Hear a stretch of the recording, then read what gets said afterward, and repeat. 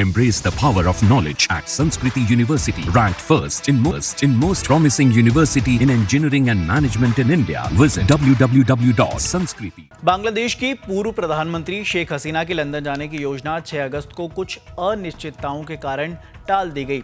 ऐसे में अगले कुछ दिनों तक पूर्व पीएम शेख हसीना के भारत के बाहर जाने की संभावना न के बराबर है। पहले कयास लगाए जा रहे थे कि वे दिल्ली आने के लिए बाद लंदन रवाना हो गई हैं। रिपोर्ट्स की माने तो प्रधानमंत्री पद से इस्तीफा देने के कुछ घंटों बाद सोमवार को हिंडन एयरबेस पर पहुंची हसीना को एक गुमनाम जगह पर ले जाया गया और उन्हें कड़ी सुरक्षा के बीच रखा गया है। सूत्रों ने बताया कि पूर्व प्रधानमंत्री शेख हसीना अपनी बहन रेहाना के साथ अस्थायी शरण के लिए भारत से लंदन जाने वाली थी, लेकिन अब वे दूसरे विकल्पों पर विचार कर रही हैं, क्योंकि ब्रिटेन सरकार ने संकेत दिया है कि उन्हें मौजूदा हालातों में ब्रिटेन में कानूनी सुरक्षा नहीं मिल सकती। हालांकि ब्रिटेन सरकार ने हसीना के ब्रिटेन में राजनीतिक शरण मांगने की खबरों पर कोई आधिकारिक टिप्पणी नहीं की है। गृह कार्यालय के सूत्रों से केवल ये संकेत दिया है कि देश के नियम विशेष रूप से शरण लेने के लिए व्यक्तियों को ब्रिटेन आने की अनुमति नहीं देते हैं।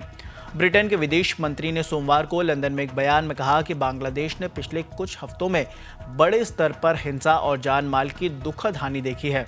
देश के लोग संयुक्त राष्ट्र के नेतृत्व में पूर्ण और स्वतंत्र जांच के हकदार हैं।